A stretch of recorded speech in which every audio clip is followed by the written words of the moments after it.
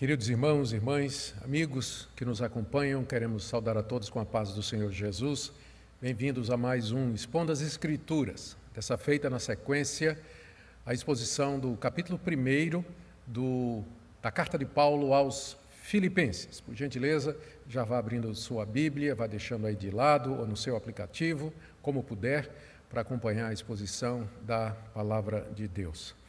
Desde já agradecemos a sua participação. Dizemos que é nosso desejo que esses estudos sejam uma bênção para todos vocês que nos acompanham. Inclusive, tive a alegria em receber a comunicação de uns amigos de Angola que nos seguem e que dizem que toda segunda-feira estão nos seguindo aqui. Um grande abraço para vocês de Angola também. Lembrando que vocês podem mandar suas perguntas durante a exposição, aproveitando a área de comentários aí do YouTube, que vai estar aberta, para que vocês possam, então, fazer as suas indagações. E nós teremos um tempinho no final da exposição para responder algumas das perguntas. Infelizmente, não dá para ser todas, geralmente são bastante perguntas, e nós limitamos um pouquinho aquelas que nós podemos responder. Nós vamos começar a nossa exposição dessa noite orando e pedindo a iluminação do nosso Deus e a direção do seu Espírito Santo para tudo que nós iremos fazer aqui. Ó Deus, Deus que prometeu escutar as nossas orações, chegamos-nos a Ti na mediação de Cristo e suplicamos que Teu Espírito Santo nos conduza no estudo da Tua Palavra. Nós sabemos que sem que Ele aplique essa palavra nos corações, será apenas um mero exercício acadêmico, mas nós queremos mais, nós queremos ser tocados por Tua Palavra, motivados por ela, transformados e orientados por ela, consolados por ela. E nós sabemos que isso é obra do Teu Espírito Santo. Por isso nós pedimos que pela Tua graça Tu concedas que Ele atue poderosamente em nosso meio. Nós oramos por aqueles queridos que nos acompanham, que nos seguem, oramos pelos aflitos, pelos abatidos, pelos que estão doentes, ó Deus, nós oramos por aqueles que têm sofrido com a perda de entes queridos no meio dessa pandemia, oramos também pelo nosso país, pela recuperação econômica, oramos pelas autoridades em todos os níveis e oramos pela Tua Igreja aqui no Brasil, dá-nos um verdadeiro avivamento espiritual, purifica a Tua Igreja, fortalece-a no meio das crises, é o que pedimos em nome de Jesus. Amém. Vamos abrir, queridos, a palavra de Deus na carta de Paulo aos Filipenses e nós vamos do capítulo 1, verso 3 até o capítulo 1, verso 11, de 3 a 11. Ouçamos a leitura. Dou graças ao meu Deus por tudo o que lembro de vocês, fazendo sempre com alegria súplicas por todos vocês, em todas as minhas orações. Dou graças pela maneira como vocês têm participado na proclamação do Evangelho, desde o primeiro dia até agora. Estou certo de que aquele que começou boa obra em vocês, há de completá-la até o dia de Cristo Jesus. Aliás, é justo que eu assim pense de todos vocês, porque os trago no coração, seja nas minhas algemas, seja na defesa e confirmação do Evangelho, pois todos vocês são participantes da graça comigo. Pois Deus é testemunha da saudade que tenho de todos vocês no profundo afeto de Cristo Jesus. E também faço esta oração, que o amor de vocês aumente mais e mais em conhecimento e toda percepção, para que vocês aprovem as coisas excelentes e sejam sinceros e inculpáveis para o dia de Cristo, cheios do fruto de justiça que vem por meio de Jesus Cristo, para a glória e louvor de Deus. Que o nosso Deus aplique a leitura da sua palavra no nosso coração e que use essa exposição para abençoar a nossa vida. Na exposição anterior, nós vimos algumas questões pertinentes à introdução dessa carta. Lembramos que sempre é muito importante ambientarmos qualquer escrito da Bíblia, Antigo ou Novo Testamento. Saber coisas como quem é o autor, a quem aquele livro foi destinado, em que ocasião ele foi escrito, qual a época em que foi escrito e os propósitos, tudo isso nos ajuda a compreender a mensagem daquele livro em particular e da Bíblia como um todo. Embora, é claro, às vezes nós não tenhamos todas essas informações. Embora elas sejam importantes, elas não são essenciais ou cruciais, indispensáveis, por assim dizer, para que nós cheguemos ao conhecimento salvador da Bíblia. Qualquer pessoa lendo a Bíblia, mesmo sem ter todas essas informações, ela certamente chegará ao conhecimento salvador do nosso Senhor e Salvador Jesus Cristo. A Bíblia é clara em si mesma e ela dá testemunho de si própria à medida que nós lemos, e o Espírito Santo testifica no nosso coração de que essa de fato é a palavra de Deus. Mas saber, ter esse conhecimento adicional certamente nos ajuda a entender com mais profundidade e mais clareza aquilo que nos foi dado por escrito pelo nosso Deus mediante a inspiração do Espírito Santo. Nós vimos que Filipenses é uma carta, nós vimos como as cartas eram feitas no século I, nós vimos que os apóstolos e líderes da igreja cristã se utilizaram muito desse recurso. A maior parte dos livros do Novo Testamento, na verdade, são cartas. Nós vimos que Paulo escreveu essa carta quando ele estava preso em Roma, por volta aí do ano 62, uma data aí próxima disso, e que ele escreveu à igreja de Filipos, igreja que ele tinha fundado cerca de 10 anos atrás, e dirigiu a carta à igreja e aos seus líderes, bispos e diáconos que ali estavam. E Paulo escreveu para agradecer mais uma oferta que ele tinha recebido da igreja de Filipos e que havia sido trazida até ali, onde ele estava na prisão em Roma, por Epafrodito, um membro da igreja de Filipos e provavelmente também um dos seus líderes. E Paulo também aproveita para dar notícias suas, dos seus planos, e também para instruir a igreja de Filipos com relação a alguns problemas que provavelmente foram notificados por Epafrodito, como a falta de união que havia entre alguns dos membros da igreja de Filipos e também uma ameaça teológica, doutrinária, que pairava sobre a igreja com a chegada de alguns mestres judaizantes que insistiam na guarda da lei de Moisés como condição para a salvação. Após introduzir a carta formalmente, versos 1 e 2, que foi o que vimos na exposição passada, Paulo agora agradece a Deus por tudo que lembra do tempo que esteve lá na cidade de Filipos, com aqueles queridos irmãos, expressa a sua certeza de que aquilo que aconteceu com eles, de fato, é uma obra genuína de Deus e intercede por eles diante de Deus. É o que nós veremos nessa noite, esses 3 pontos. Em primeiro lugar, a gratidão de Paulo pela generosidade da igreja de Filipos, versos de 3 a 5. No verso 3, Paulo agradece a Deus as lembranças que ele tinha do bom tempo que ele passou lá em Filipos. Verso 3, dou graças ao meu Deus por tudo o que me lembro de vocês. E certamente Paulo tinha muita coisa boa para se lembrar do tempo que ele esteve em Filipos e pelas quais ele dava graças a Deus. Por exemplo, a conversão de Lídia, uma vendedora de púrpura, uma mulher influente, uma mulher importante, que em seguida abre a sua casa para hospedar a igreja. Depois, a libertação de uma jovem que estava possuída por um espírito de adivinhação, foi liberta pelo poder da palavra de Deus, pelo poder do Evangelho. Outra lembrança, sem dúvida, a conversão do carcereiro naquela noite memorável em que Deus, ouvindo os louvores, as orações cantadas, feitas por Paulo e Silas, que estavam na prisão de Filipos, ele responde com um terremoto, abrindo as portas da prisão e causando grande espanto no carcereiro, que se ajoelha diante de Paulo e Silas e pergunta o que é que ele vai fazer para ser salvo. E ali mesmo ele é convertido, é batizado, ele leva Paulo e Silas para sua casa, ali todos os seus são batizados também, com certeza Paulo se lembrava disso. Paulo se lembrava do surgimento daquela igreja, como ela se espalhou rapidamente, se fortaleceu, se organizou naquela cidade tão destacada que era a cidade de Filipos. Por isso que ele diz no verso 3, dou graças ao meu Deus por tudo o que lembro de vocês, boas memórias de verdade, graças a Deus por isso. E ao lembrar-se deles e agradecer a Deus por eles, Paulo também intercedia pelos filipenses no verso 4, fazendo sempre com alegria súplicas por todos vocês em todas as minhas orações. Paulo orava muito e em várias ocasiões por dia. Veja aqui no verso 4 que ele diz, ele faz menção a todas as minhas orações.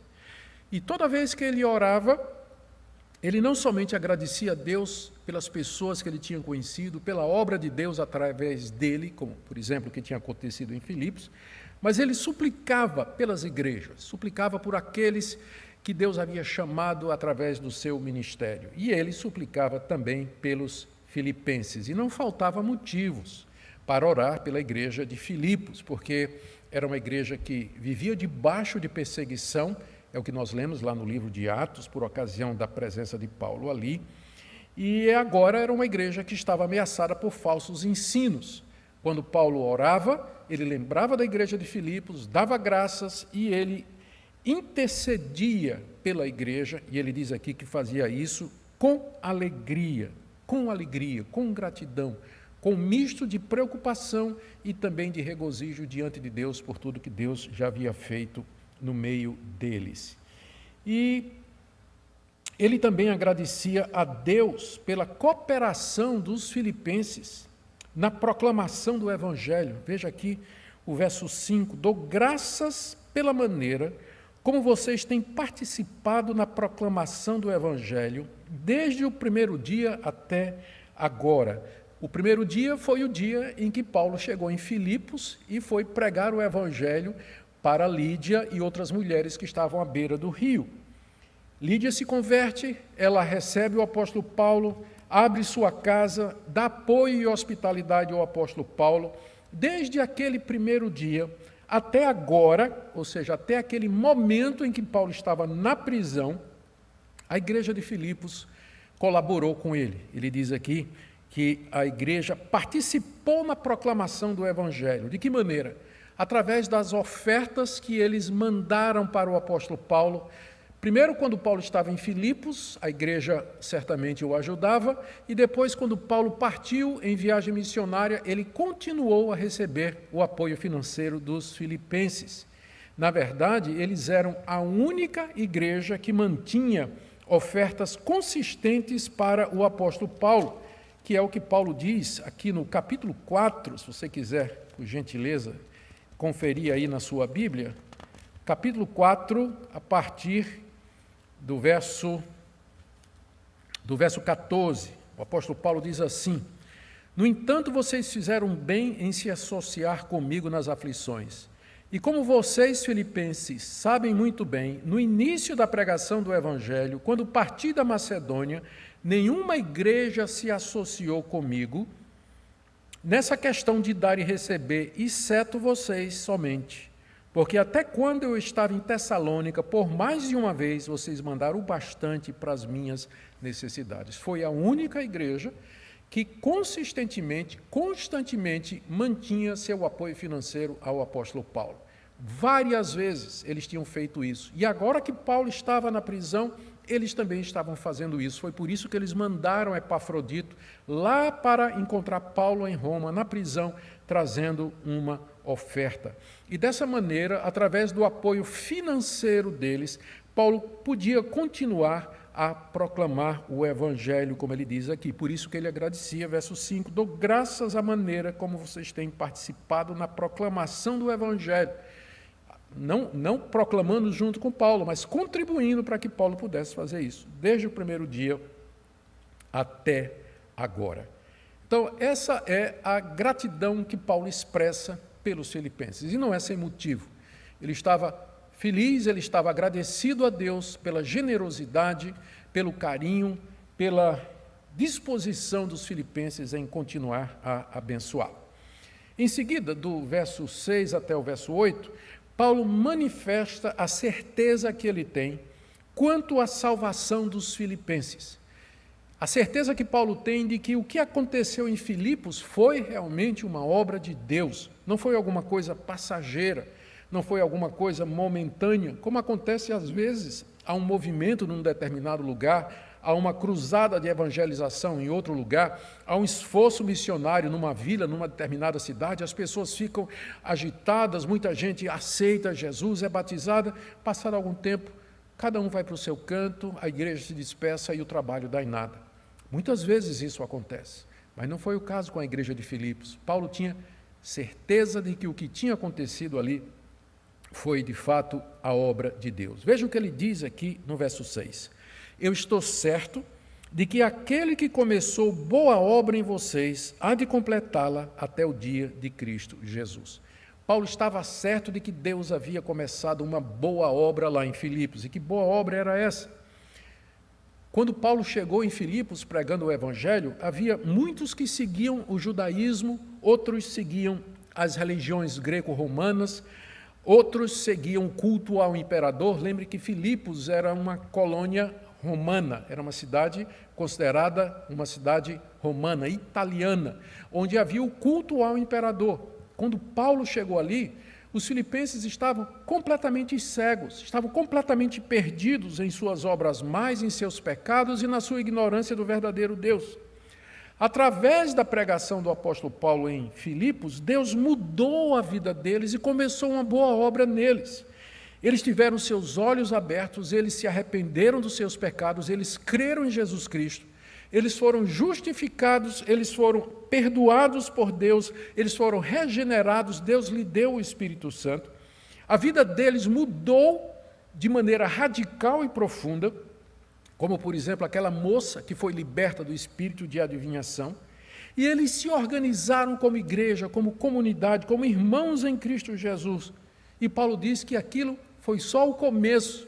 Aquele que começou uma boa obra, aquilo foi só o começo. E Deus, Paulo agora tem certeza, ele diz isso com convicção, Deus haveria de terminar o que havia começado. Aquele que começou boa obra vai terminar essa obra até o dia de Cristo Jesus. Isso significa que o mesmo Deus que os chamou, o perdoou, os regenerou, lhes deu o Espírito Santo, era o mesmo Deus que os santificaria, que os conduziria aqui nesse mundo, firmes na fé, livrando-os do erro, da apostasia, do tropeço, e que finalmente Deus haveria de recebê-los em glória e dar-lhes a vida eterna, e isso até o dia de Cristo Jesus, quando então eles ressuscitariam de entre os mortos pelo poder de Deus e entrariam no novo céu e na nova terra que Deus havia preparado para os seus. Essa é a boa obra, esse é o trabalho, por assim dizer, que Deus faz em nós mediante o seu Espírito Santo. Ele tinha começado em Filipos e ele haveria de terminar, ele haveria de concluir, porque Deus não faz as coisas pela metade. Se ele começou, se ele nos deu salvação, se ele perdoou os nossos pecados, se ele nos fez seus filhos, então ele vai levar isso até o fim, porque o propósito dele é ter um povo para o louvor da sua glória. E é nisso que está a nossa confiança, é nisso que está a nossa segurança, não em nós, mas a perseverança dos santos é o resultado da ação de Deus em nós. O Deus que nos elegeu antes da fundação do mundo, que nos predestinou para ser seu povo, que mandou seu Filho morrer pelos nossos pecados, que nos deu o Espírito Santo como penhor, como selo e com garantia, ele não vai recuar do seu plano. Nada pode nos separar do amor de Deus. Aquele que começou a boa obra em você vai terminar até o dia de Cristo Jesus. Ele começou e ele vai terminar. E Paulo tinha plena certeza disso, como ele diz aqui, verso 6, estou certo. Essa mesma palavra aparece lá em Romanos capítulo 8, verso 38, quando Paulo diz assim, estou certo de que nem a morte, e aí ele lista uma série de obstáculos, nada poderá separar-nos do amor de Deus em Cristo Jesus. Paulo tinha segurança disso. Por que ele considerava que essa avaliação que ele está fazendo dos filipenses era justa? Ele responde no verso 7, dizendo assim, aliás, é justo que eu assim pense de todos vocês, que eu pense isso, que Deus começou a obra em vocês, é uma obra verdadeira de Deus e que ele vai levar até o final. É justo que eu pense assim de todos vocês. Primeiro, porque eu os trago no meu coração. Eu os trago no meu coração, seja nas minhas algemas, seja na defesa e confirmação do Evangelho, pois todos vocês são participantes da graça comigo. Paulo tinha os filipenses no coração, havia desenvolvido um amor profundo por eles durante o tempo que estava lá. Isso porque Paulo percebeu que o que Deus fez na vida de Lídia, do carcereiro, da jovem que foi liberta, de tantos outros que se converteram ali, foi uma obra genuína, uma obra de salvação. Paulo se apegou a eles como um pai se apega aos filhos, como o missionário, como o evangelista se apega aos filhos que ele gera através da pregação do evangelho, como o pastor se apega às suas ovelhas, a que ele se apacenta. Então Paulo diz, eu sei que o que eu estou dizendo é verdade. Primeiro, porque eu tenho vocês no meu coração. Segundo, porque vocês vêm colaborando comigo de maneira fiel na proclamação do evangelho. Essa expressão aqui no final do verso 7, ela pode ser mais bem entendida se for lida do fim para o começo. Aqui está dizendo assim, é justo que eu pense isso de vocês, porque eu trago vocês no coração, seja nas minhas algemas, seja na defesa e confirmação do evangelho, pois todos vocês são participantes da graça comigo. Vamos começar pelo fim. Ele está dizendo assim, todos vocês participam comigo, ou têm participado comigo da graça do evangelho. A graça aqui é a graça de Deus em Cristo, e também lembra que Paulo usa o termo graça para se referir ao chamado dele como apóstolo de Jesus Cristo. Os filipenses vêm participando com o ministério apostólico de Paulo. Como? Através das ofertas, conforme já tínhamos mencionado, ofertas que eles sempre enviaram. E Paulo diz, vocês fizeram isso, mesmo quando eu estou em algemas, quando ele estava preso, e muitas vezes quando ele teve de se defender diante das autoridades, como ele fala aqui, na defesa e na confirmação do evangelho. Em resumo, o que Paulo está dizendo é o seguinte, recapitulando para a gente não perder o fio da meada. Eu tenho certeza de que aquele que começou a boa obra em vocês, ele vai levar isso até o fim. Por que é justo eu pensar isso? Porque uma das evidências de que vocês, de fato, foram salvos, de que a boa obra foi feita no coração de vocês, é que vocês nunca pararam de colaborar comigo financeiramente. Vocês sempre mandaram ofertas, quer quando eu estava livre, pregando o Evangelho, quer quando eu estou preso, defendendo e anunciando o Evangelho aqui diante das autoridades. Esse é o argumento que Paulo tem, essa é a evidência que Paulo tem. Alguém pode dizer assim, mas essa não é uma evidência um pouco materialista ou alguma coisa assim meio, sei lá, utilitarista? Paulo está dizendo que tem certeza de que eles são salvos porque eles não deixaram de contribuir financeiramente. Mas se nós analisarmos as circunstâncias em que isso aconteceu, nós veremos que essa evidência é a maior evidência que poderia haver. Paulo passou pouco tempo em Filipos, ele deixou a igreja ali e foi pregar o evangelho em outro lugar. Paulo era acusado de muitos lados e em muitas frentes de ser um falsário, um mercenário. Ele nunca pediu absolutamente nada a ninguém. Ele, quando tinha que se sustentar, quando ele não queria pedir o apoio financeiro da igreja, ele fazia tendas, trabalhava com suas próprias mãos. Agora, Paulo tinha sido preso. Poderia ter sido uma boa desculpa para a igreja de Filipos dizer, olha, nós não vamos mais mandar oferta para esse Paulo, não, para esse missionário, porque ele foi preso, deve ser um malfeitor, alguma coisa errada ele fez. Ainda assim, os filipenses continuaram crendo no apóstolo Paulo e demonstrando a confiança que eles tinham de que Paulo, de fato, era um pregador do Evangelho, ou que aquilo que Paulo tinha ensinado, de fato, era a verdade de Deus. Eles demonstravam isso, apoiando financeiramente para que aquela verdade fosse espalhada em outros lugares. Então, da perspectiva de Paulo, e naquela situação, a contribuição continuada dos filipenses, mesmo quando ele estava preso, era a maior evidência que se poderia dar, de fato, da conversão deles, de que Deus tinha feito uma obra genuína no seu coração. Como alguém já disse, a parte mais difícil de se converter do ser humano é o bolso. Quando o bolso se converte, então nós podemos dizer que a conversão foi completa. Zaqueu que o diga, não é verdade? Conhece a história de Zaqueu? Aquele publicano ganancioso, voltado para o dinheiro. Quando ele recebe Jesus na sua casa, ele dá um banquete e de repente ele se levanta ali no meio e diz que ele vai devolver o que ele roubou e que vai dividir sua riqueza com os pobres. Só então Jesus Cristo disse, hoje veio salvação a essa casa. Geralmente o último ídolo a ser derrubado dos nossos corações é o ídolo das riquezas. É o ídolo do dinheiro, dos bens. Quando finalmente nós submetemos estas coisas voluntariamente a Deus. Quando nós dizemos a Deus, Deus, o que tenho pertence a Ti, usa para o Teu reino, usa para abençoar outras pessoas, socorrer os pobres e necessitados, aí é um bom sinal de que, de fato, o coração também já foi convertido. onde está o teu tesouro, aí estará também o teu coração.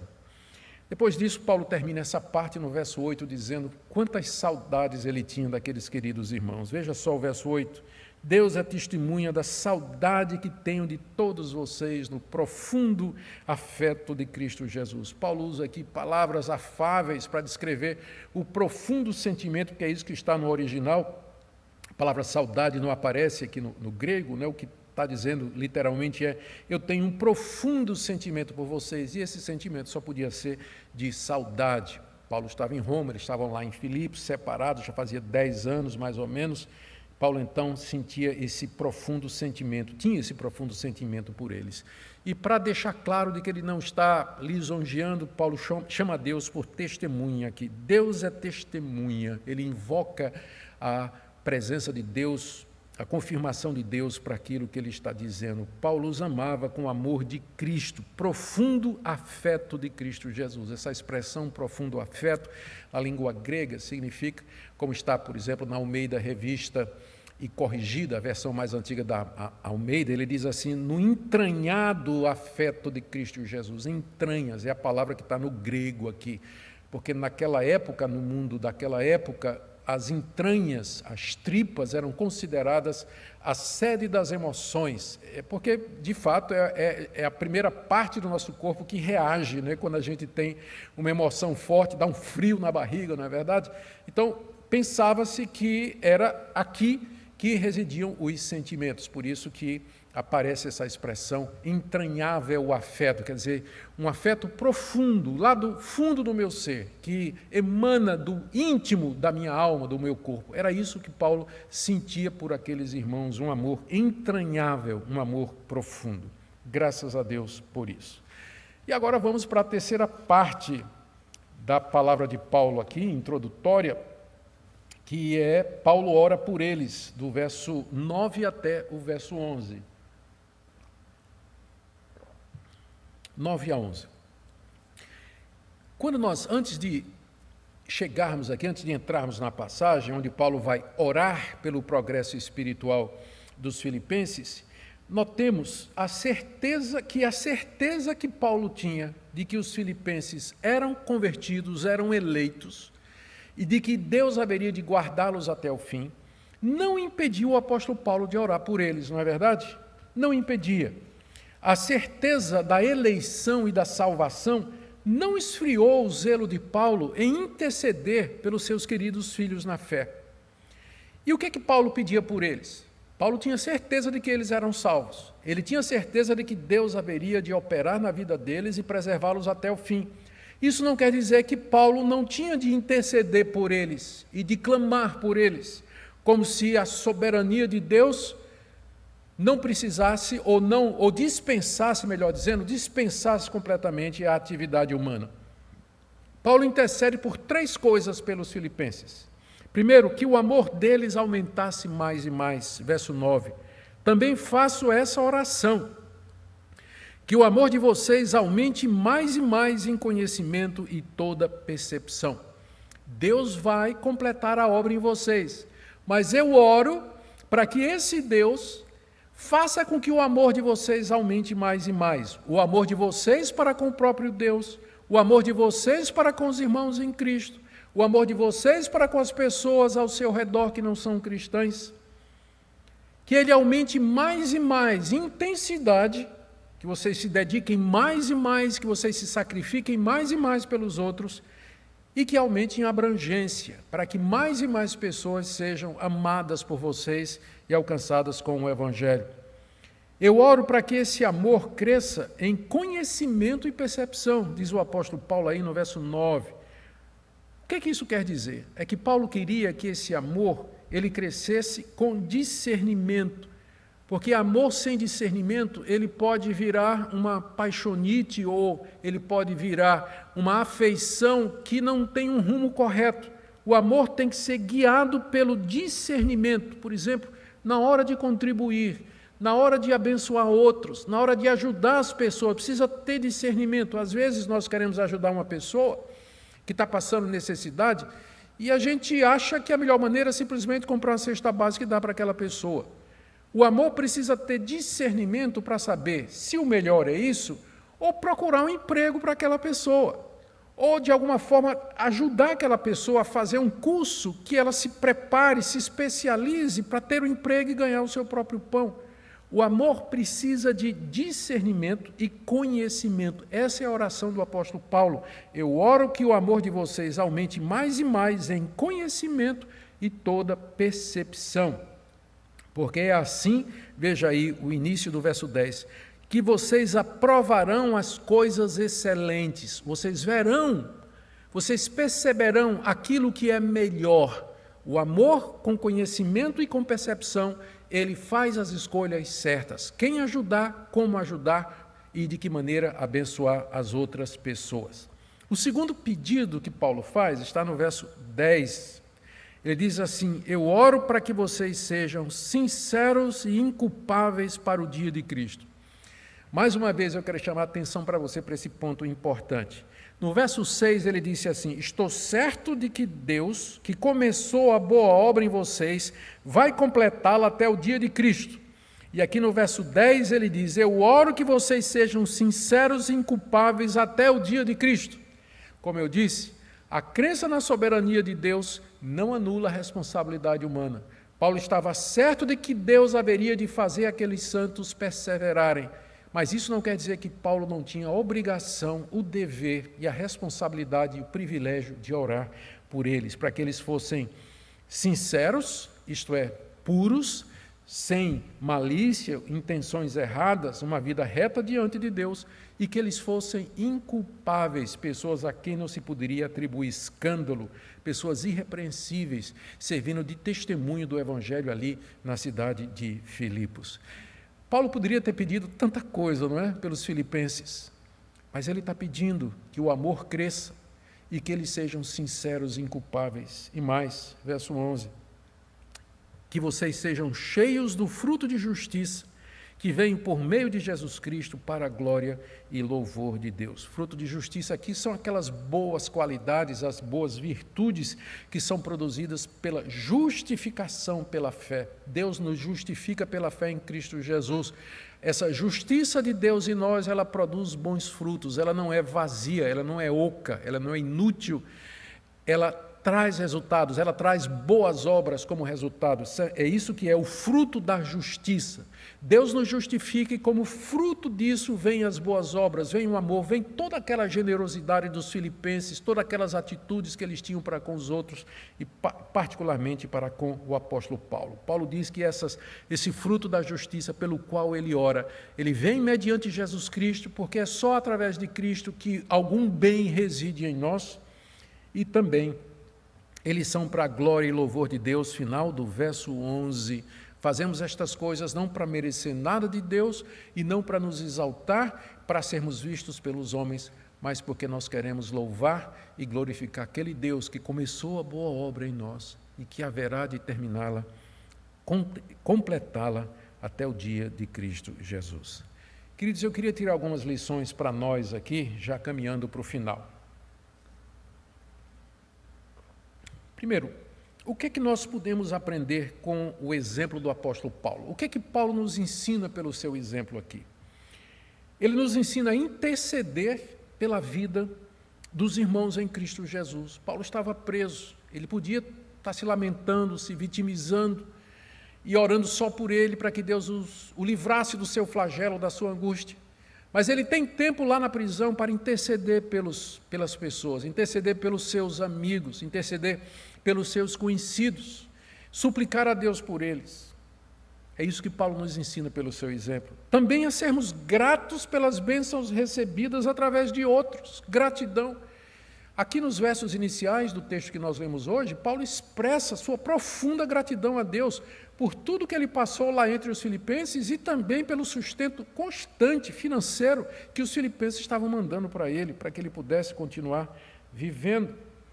Nós aprendemos com Paulo a viver contente, mesmo em uma prisão. Paulo estava ali desprovido, Paulo estava ali sozinho, ele estava privado da sua liberdade, estava ali isolado, mas, entretanto, aquilo não secou o seu coração, aquilo não tornou um homem amargurado, Paulo é grato a Deus. A carta aos Filipenses é cheia dessa nota de alegria. Nós vamos ver quantas vezes ele o tempo todo está dizendo assim: regozijai-vos, alegrai-vos no Senhor. Ele diz isso várias vezes nessa carta. O que é que os filipenses nos ensinam pelo seu exemplo? Eles ensinam que a fé salvadora, ela produz mudança de vida. Como Lídia, o carcereiro e tantos outros lá em Filipos. Os filipenses nos ensinam que pessoas que foram salvas, elas se tornam generosas. Elas de fato se converteram e converteram o bolso, se tornaram generosas, abençoaram o apóstolo Paulo e outras pessoas. E essa passagem, ela nos ensina algumas coisas. Ela pode ser usada primeiro para explicar a doutrina da perseverança dos santos. É isso que nós queremos dizer quando nós falamos dessa doutrina, que aquele que começou a boa obra, o Deus que lhe chamou pelo Evangelho, o Deus que lhe converteu, que lhe deu salvação, é o mesmo Deus que vai lhe sustentar até o dia da sua morte, até o dia da vinda de Cristo Jesus, vai lhe receber como filho, vai lhe perdoar os pecados, finalmente lhe dar a vida eterna e a ressurreição dos mortos. Esse texto também nos fala a respeito da certeza da salvação, que ela não é algo superficial, mas a certeza de salvação se depreende ou se firma na mudança de vida, na santificação, no progresso e na perseverança dos crentes na fé e na doutrina. Pessoas que têm essas evidências em sua vida, elas podem afirmar a sua certeza de salvação, não por conta delas, mas por conta da graça e da misericórdia de Deus. Essa passagem também, ela nos ajuda a entender a doutrina da santificação progressiva e crescente, embora imperfeita. Veja que Paulo diz: eu oro para que o amor de vocês aumente mais e mais. Então, sempre há lugar para o nosso amor aumentar. O amor aqui sendo o resumo da vida santa, de uma vida cristã. Ele sempre vai aumentando. Nós sempre vamos crescendo aqui nesse mundo. Nunca chegaremos ao ponto da perfeição. A santificação é um processo imperfeito, incompleto, progressivo aqui nesse mundo. Nós nunca chegaremos ao estágio em que nós dizemos: já amamos o suficiente, não posso amar mais. Nós sempre vamos amar mais, sempre podemos fazer isso. E por último, essa passagem nos ensina essa relação harmoniosa, profunda, perfeita, misteriosa entre a soberania de Deus e a responsabilidade humana. A certeza da salvação, da eleição e da perseverança dos santos não nos impede de orar e buscar a Deus, e de pedir que Ele nos sustente, de pedir que Ele nos dê mais e mais do seu amor, que Ele nos faça retos e íntegros, para que nós possamos dar mais e mais frutos de justiça. A soberania de Deus não anula a responsabilidade humana. Eu creio que Deus vai me preservar, mas eu oro todo dia: Senhor, não me deixa cair.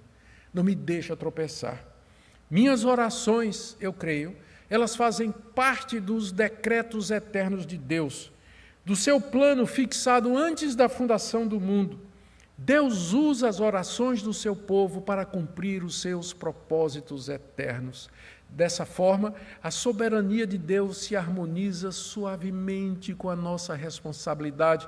Nossas ações, nossas decisões, nossas escolhas, nossas orações estão todas integradas ao plano soberano de Deus estabelecido antes da fundação do mundo, de forma que, ao final, nós vamos dizer: toda honra, toda glória e toda sabedoria pertence a Deus, e vamos perceber que realmente nós tomamos decisões e que nós oramos, e que isso não foi uma ilusão, mas foram fatos, foram atos reais que tiveram significado e que foram usados por Deus na tessitura da realidade, na composição da história do mundo como Ele a determinou.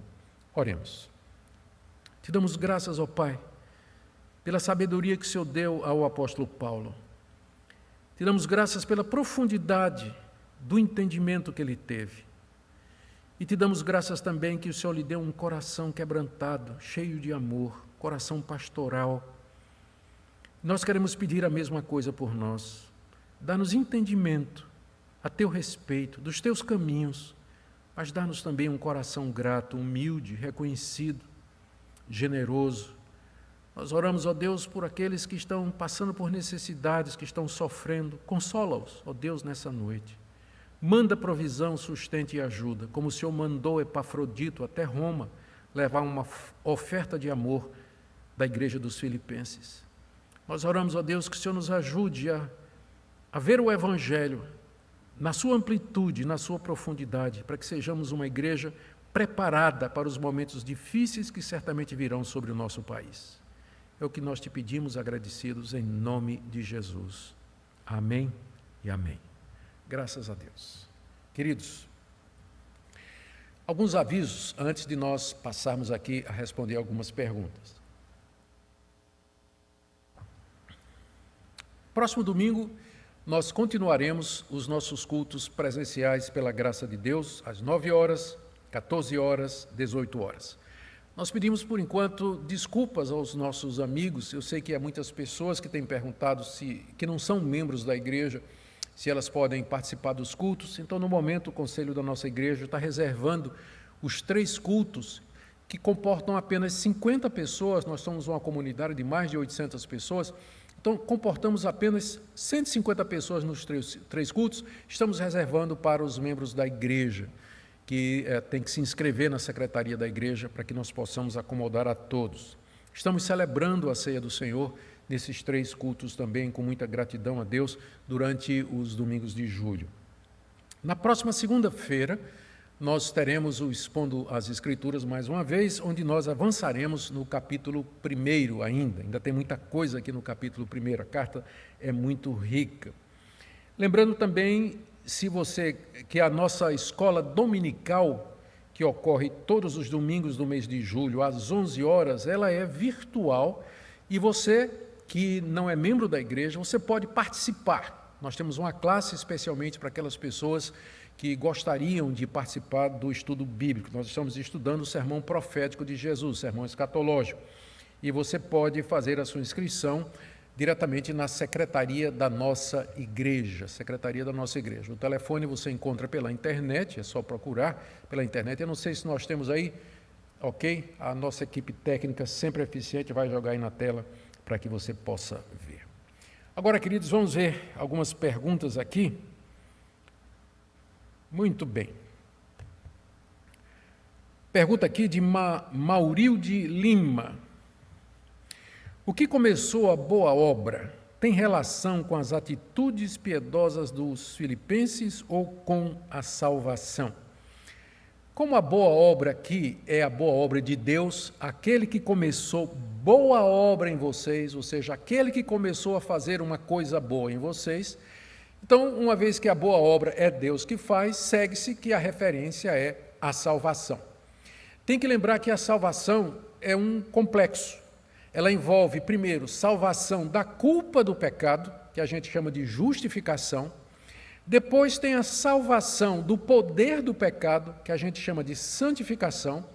E, finalmente, a salvação da presença do pecado, que é a glorificação na ressurreição dos mortos. A salvação da culpa do pecado é o primeiro ato de Deus. Deus nos salva da culpa do pecado quando nós cremos em Jesus, somos justificados e perdoados por Deus. Em seguida, Deus começa a segunda etapa da boa obra, que é nos livrar do domínio do pecado aqui, que nós chamamos de santificação. E, em terceiro, Deus vai nos livrar, vai nos salvar da nossa natureza corrompida, através da ressurreição dos mortos, quando Cristo vier em glória. Então, ele começou a boa obra, salvação, e ele vai terminar, vai nos santificar e nos glorificar no dia da vinda de Cristo Jesus. Muito boa pergunta. Bruno Francisco, há conhecimento de discípulos de Paulo, oriundos de Filipos, após sua morte e no início da expansão do cristianismo? A Filipos estava na província da Macedônia, então ali se desenvolveu uma igreja forte, e a gente tem notícia dos pais da igreja de alguma atividade eclesiástica, patrística ali no primeiro século, mas eu não tenho conhecimento, Bruno, do que veio depois. A gente tem que lembrar que muitas dessas igrejas fortes, fundadas pelo apóstolo Paulo, no livro de Atos, e outras fundadas pelos outros apóstolos ou evangelistas e obreiros, elas, depois de um tempo, simplesmente sumiram. Hoje, algumas dessas igrejas nem existem mais, Essa região toda foi abençoada como sendo o berço do cristianismo, serviu ao propósito de Deus e depois de um tempo não parou de existir. Os cristãos se moveram para outro lugar, mudaram, Deus começou a agir em outra região e assim por diante. Fabiana Sonsini, a boa obra de Deus será completa apenas na vida dos eleitos ou também para todo aquele que crê e se auto-intitula como cristão? Fabiana, se a gente entender que aquele que crê e se auto-intitula como cristão é o mesmo eleito, porque todo mundo que foi eleito antes da fundação do mundo, ele vai crer no Senhor Jesus e ele vai se designar como cristão, ele vai se converter, ele vai professar Cristo Jesus. Então, não tem essa distinção, né? Pelo menos eu não estou fazendo essa distinção. Paulo, com certeza, estava convencido de que os filipenses haviam sido tocados por Deus, convertidos por Deus. A boa obra que Deus começou a fazer neles era, de fato, uma obra genuína. Os filipenses professaram a Deus e confessaram ao Senhor Jesus Cristo. Então, eu diria que a boa obra que se refere, que é a obra da salvação, naquelas 3 etapas que eu acabei de responder aqui a Maurilde, então isso é apenas para os eleitos de Deus, né? Salvação é somente para os eleitos. O que não é eleito não vai nem querer, não está nem interessado, ele nunca se arrepende de verdade. Uma pergunta aqui do Paulo Ribeiro. Como explicar a generosidade dessa igreja que amava o apóstolo Paulo e a obra missionária? Por que a igreja de hoje não ajuda seus líderes sendo mais generosas e não ama a obra missionária? Eu creio que, em parte, Paulo, porque muitas igrejas hoje, ou boa parte da cristandade hoje, ela não tem aquele amor, aquele zelo, aquela compaixão, aquele compromisso com o Evangelho, como as igrejas do primeiro século, onde os cristãos estavam, inclusive, dispostos a morrer pelo Evangelho. O cristianismo no mundo ocidental em que nós vivemos, ele não exige de nós muita coisa, não é? Nós não temos que abrir mão de nada para ser cristão. Na verdade, muita gente se torna cristão porque quer mais, quer saúde, quer prosperidade, quer bênção e por aí vai. Então, se a gente experimentasse um avivamento, um verdadeiro avivamento espiritual, então esse compromisso com Deus, essa renúncia, a disposição para renunciar, para viver para Deus, certamente afetaria, inclusive, a maneira como a gente lida com o dinheiro. Mas eu creio que, em parte, é que a igreja esfriou, ela está bem fria. Por outro lado, a presença de falsos mestres, de mercenários, que tem arrancado o couro das ovelhas, arrancado o último centavo, em nome de Deus, tem feito com que verdadeiros cristãos eles fiquem com medo de serem enganados. Muitos saem dessas igrejas e eles saem cicatrizados. Eu posso entender isso. Eles saem assim, não é? Gato escaldado tem medo de água fria, né? Esse ditado popular aí. Então, eles arrancaram a pele dele, tudo que ele tinha nessas igrejas, ele finalmente saiu, mas ele fica receioso de outra vez abrir o coração e o bolso para contribuir, exatamente porque ele teve uma experiência negativa.